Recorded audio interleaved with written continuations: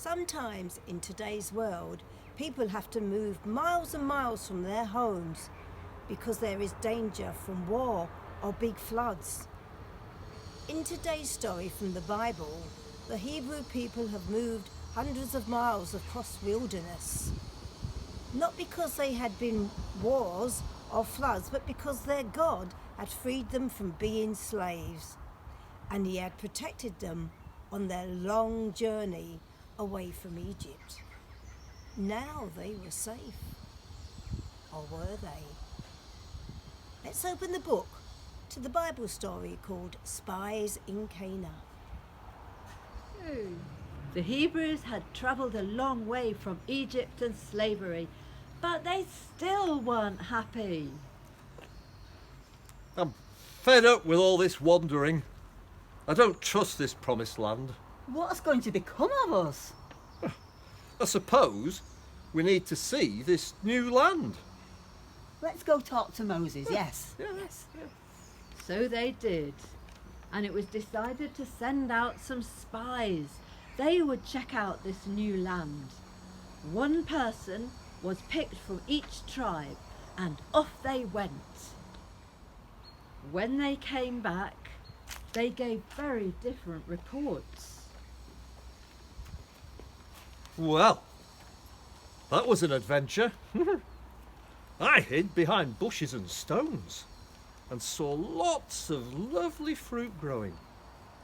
Good grazing and plenty of water. But there were high walls, enormous walls. The people there were big and strong like giants, and they made us look like small insects. But wait! Cried two of the spies who were called Joshua and Caleb. Why are you frightened? If God has given us this land, he'll help us claim it. We've got God on our side. But the other Hebrews didn't agree and started moaning again. They'll beat us and kill us for sure. Yes, and take us for slaves. Just like before, we should have stayed in Egypt. This really annoyed God. He was sad and angry that his people didn't trust him. So God let them go back to wandering in the wilderness until they stopped moaning and doubting. They wandered for about 40 years. By then, all the complainers had died, and their children were now grown up. Joshua and Caleb still lived and still trusted in God. Come, it's time we cross the Jordan River and enter God's promised land. We've wandered long enough. And they did. There was no more moaning and doubting. They put their trust in God. We've arrived! Hooray! Thank you, God! Here at last, hooray! Home at last. God is with us. Isn't it strange that even though God had done so many amazing things to help them, God's people still didn't trust him? Joshua and Caleb trusted God, but the people wouldn't listen to them.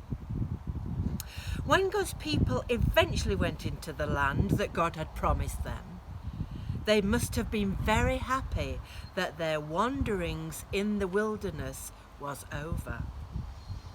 Close your eyes and imagine how different it must have been from the wilderness.